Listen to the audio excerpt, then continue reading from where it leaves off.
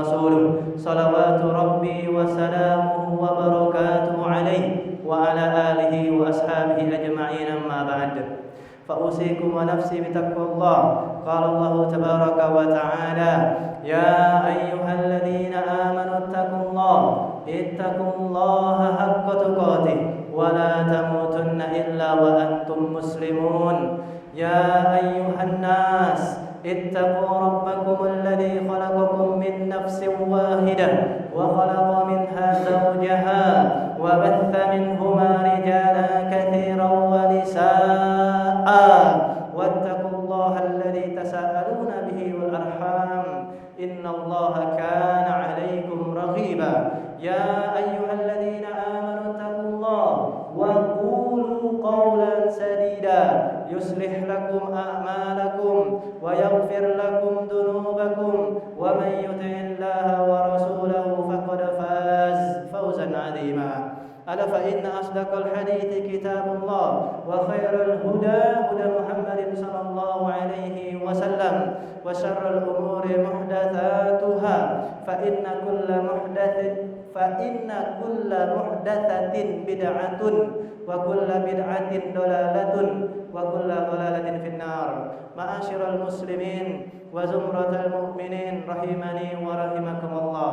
Allah tabaraka wa ta'ala berfirman, ya ayyuhalladzina amanu, wahai orang-orang yang beriman, yang merasa dirinya beriman, dengarkan panggilan Allah ini. Kata Ibnu Mas'ud radhiyallahu an, idza sami'ta ya ayyuhalladzina amanu, jika engkau mendengarkan seruan wahai orang-orang yang beriman, fa'ar'iha sam'ak, maka pasang pendengaranmu, karena setelahnya akan ada tuntutan dari konsekuensi keimananmu.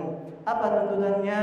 Kata Allah Subhanahu wa taala, kutiba alaikumus shiyam, diwajibkan atas kalian berpuasa, puasa Ramadan, kama kutiba alal ladzina min qablikum, sebagaimana diwajibkan atas orang-orang sebelum kalian. Ada yang mengatakan mereka adalah orang Yahudi, lalu ada yang mengatakan mereka adalah orang Nasrani, lalu ada yang mengatakan mereka adalah umat sebelum orang Yahudi dan juga orang Nasrani. Intinya mereka adalah orang-orang sebelum umat Islam. Dan sebenarnya ada dua hikmah dari penyebutan bahwasanya orang-orang sebelum kita juga diwajibkan berpuasa. Yang pertama, hikmah yang pertama adalah agar kita merasa ringan melakukan ibadah puasa tersebut. Kenapa? Karena umat sebelum umat Islam juga diwajibkan. Yang kedua, menunjukkan akan kesempurnaan agama Islam, karena keutamaan puasa juga Allah berikan untuk umat Islam. La'allakum tattaqun. Kata Allah, tujuan inti dari disyariatkan puasa Ramadan adalah la'allakum tattaqun, agar kalian menjadi muslim, menjadi pribadi yang bertakwa kepada Allah Subhanahu wa taala. Maka berdasarkan ayat ini, khatib mengajak diri khatib pribadi dan kita semua untuk senantiasa bertakwa kepada Allah Subhanahu wa taala, terkhusus nanti bertakwa di bulan Ramadan yang sebentar lagi dalam hitungan jari bulan Ramadan akan menjumpai kita semua. Mari hendaknya kita meningkatkan ibadah-ibadah kita di bulan Ramadan sehingga kita menjadi pribadi yang bertakwa kepada Allah Subhanahu wa taala. Kaum muslimin wa zumratul mu'minin rahimani wa rahimakumullah. Dahulu para ulama salafus salih, mereka sangat perhatian, mereka memiliki perhatian yang besar terhadap bulan Ramadan, terhadap datangnya bulan Ramadan, terhadap puasa Ramadan. Hal itu terlihat dari selama setengah tahun mereka berdoa kepada Allah Subhanahu wa taala agar bisa dijumpakan dengan bulan Ramadan, agar bisa berjumpa dengan bulan Ramadan. Lalu setengah tahun berikutnya mereka berdoa kepada Allah Subhanahu wa taala agar ibadah-ibadah, amal-amal saleh yang mereka lakukan tatkala di bulan Ramadan itu diterima di sisi Allah Subhanahu wa taala. Maka kita harus mencontoh mereka, yakni kita berbahagia dengan datangnya puasa Ramadan, dengan datangnya bulan Ramadan.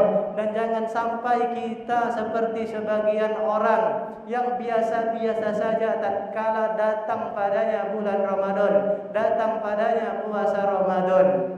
Mereka hanya menganggap rutinitas tahunan. Mereka menganggapnya biasa saja, atau bahkan sebagian orang ini menganggap berat untuk bisa berpuasa di bulan Ramadan. Mereka berat dengan adanya puasa di bulan Ramadan, karena mereka ini hanya melihat dari sisi zahirnya saja, tanpa mendalami bahwasanya terdapat banyak hikmah dari bulan Ramadan, dari puasa di bulan Ramadan. Kaum muslimin wa zamratul mukminin rahimani wa rahimakumullah. Ketahuilah, puasa di bulan Ramadan itu sangat banyak keutamaannya. Puasa di bulan Ramadan itu sangatlah istimewa, karena di dalamnya terdapat banyak hikmah. Di antaranya yang pertama, puasa itu adalah perisai. Nabi Muhammad SAW bersabda, "As-siyamu junnah." Puasa itu adalah perisai. Perisai bagi orang yang melakukannya di dunia dan di akhirat. Maksudnya, puasa adalah perisai bagi orang yang melakukannya di dunia, yakni puasa tersebut akan melindungi dirinya dari godaan-godaan syahwat yang terlarang. Nabi Muhammad SAW bersabda, "Idza kana yawmu shaumi ahadikum fala yarfuth wala yaskhab, fa in sabbahu ahad aw qatalah falyaqul inni mar'un sha'im." Jika seorang di antara kalian berpuasa, maka hendaklah dia tidak melakukan rafath. Rafath itu berkata yang kotor, ngomong jorok, dan juga dia tidak mengangkat suara, dia tidak marah-marah enggak jelas. Apabila ada orang yang mencelanya atau ada orang yang mengajaknya ingin berkelahi, dia mengatakan sesungguhnya aku sedang berpuasa. Lalu puasa juga perisai untuk seseorang yang melakukannya di akhirat. Maksudnya adalah puasa akan melindungi pelakunya, akan melindungi orang yang melakukannya dari api neraka Allah Subhanahu wa taala. Kata Nabi Muhammad SAW, "Ma min 'abdin yasumu yawman fi sabilillah illa ba'adallahu bidzalika wajhahu 'anil nar 70 kharifan." Tidaklah seorang hamba ketika dia berpuasa satu hari di jalan Allah Subhanahu wa taala, kecuali akan Allah jauhkan dirinya dari api neraka sejauh 70 kharifan, 70 tahun. Naam, 70 kharifan. Lalu yang kedua, jamaah rahimani wa rahimakumullah, puasa akan menghapuskan dosa. Orang yang berpuasa maka akan dihapuskan dosanya. Kata Nabi Muhammad SAW, "Man shoma Ramadan," barang siapa yang puasa Ramadan imanan wa ihtisaban, atas dasar iman dan mengharap pahala di sisi Allah Subhanahu wa taala, ghufira lahu ma taqaddama min dhanbi, akan diampuni dosanya yang telah lalu. Jemaah, siapa sih yang tidak pernah melakukan kesalahan, yang tidak pernah melakukan dosa di antara kita? Ana rasa tidak mungkin. Setiap kita pasti pernah melakukan dosa. Mungkin dosa besar, terlebih dosa kecil. Namun dengan kasih sayang Allah Subhanahu wa taala, Allah menjadikan amalan-amalan tertentu sebagai penghapus dosa kecil tersebut. Di antaranya adalah dengan berpuasa di bulan Ramadan. Namun yang harus digarisbawahi, atas dasar iman. Maksudnya dia beriman bahwasanya puasa Ramadan ini adalah perintah Allah Subhanahu wa taala dan perintah Allah itu bermaslahat. Lalu yang kedua, atas dasar dia semata-mata melakukan puasa untuk mengharapkan ridhonya Allah Subhanahu wa taala, untuk mendapatkan ridhonya Allah Subhanahu wa taala.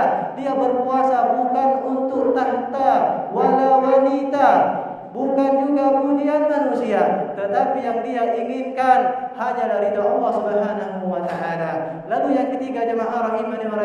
rahimahullah, puasa akan menghasilkan pahala tanpa batas. Ana bilang di sini pahala tanpa batas. Saking banyaknya, tidak ada hitungannya. Kata Nabi Muhammad sallallahu alaihi wasallam, "Kullu 'amal ibni Adam yudha'af, al-hasanatu asyru amsalihha." Setiap kebaikan yang dilakukan oleh anak Adam, oleh manusia itu akan dilipat gandakan menjadi 10 sampai 700 kali lipat. Ila 700 di'afin. 700 kali lipat. Qala Allah Azza wa Jalla, Allah berfirman di dalam hadis qudsi, "Illa shaum fa innahu li wa ana ajzi bihi." Kecuali puasa, puasa itu untukku dan akulah yang akan langsung membalasnya. Kenapa jemaah? Puasa itu pahalanya tanpa batas. Kata Allah Subhanahu wa taala, "Yada syahwata wa ta'amah min ajli." Karena dia meninggalkan syahwatnya, dia meninggalkan minumnya min ajli, untukku. Kemudian yang keempat, jemaah rahimani wa rahimakumullah, orang yang berpuasa maka doanya akan diijabah oleh Allah Subhanahu wa taala. Doanya makbul, doanya mustajab.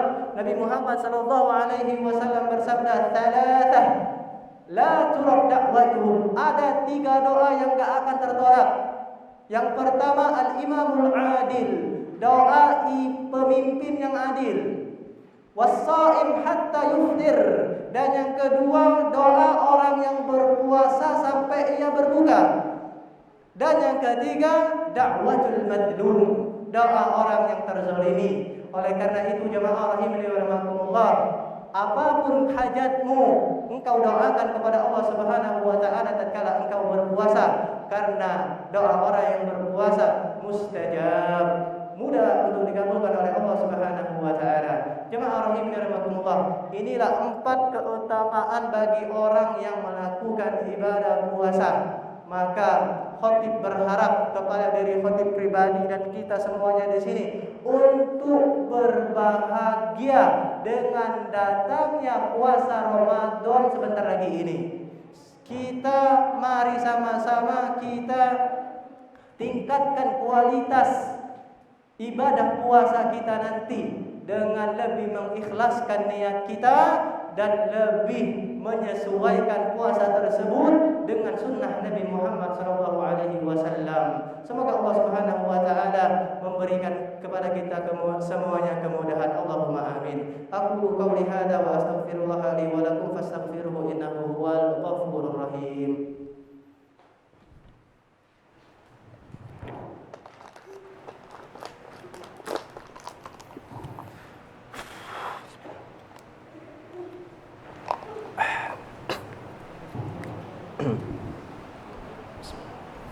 Alhamdulillahi ala ihsanih wasyukru lahu ala taufiqihi wa amtinanihi. Asyhadu an la ilaha illallah wahdahu la syarika lahu ta'zima li sya'nihi wa asyhadu anna Muhammadan 'abduhu wa rasuluhu da'i ila ridwanihi. Allahumma salli alaihi wa ala alihi wa sahbihi wa ikhwani, amma ba'd.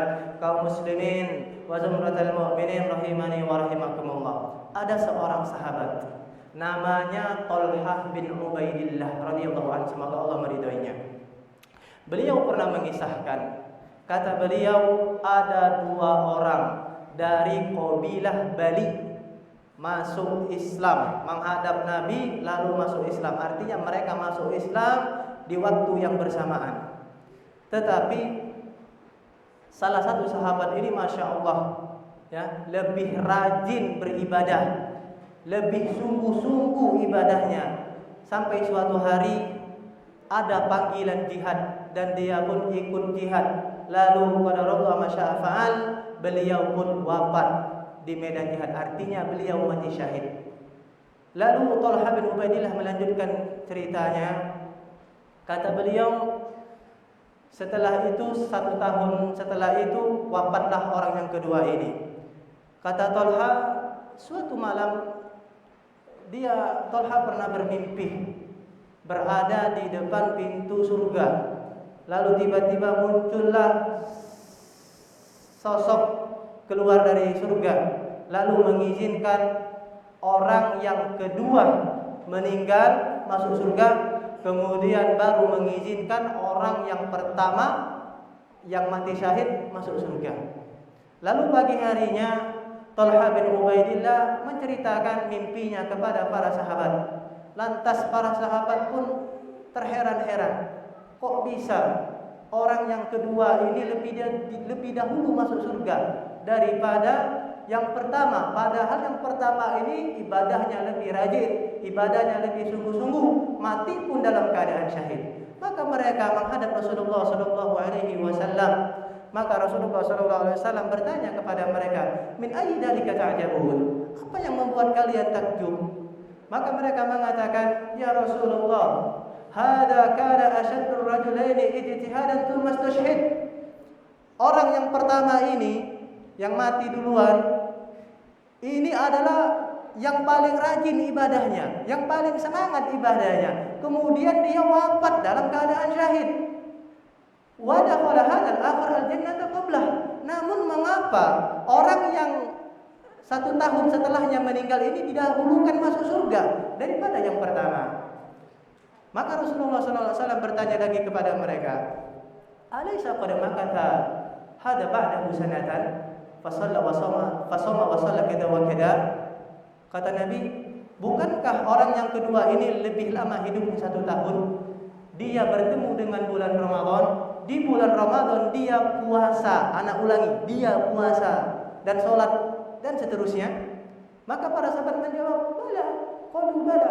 Iya wahai Rasul. Maka kata Nabi Muhammad SAW, beliau bersabda, "Fama bainahuma ab'ad mimma bainas sama' wal ardh." Perbedaan antara keduanya itu sejauh antara langit dan bumi. Maksudnya jamaah rahimakumullah, kedua orang ini berbeda.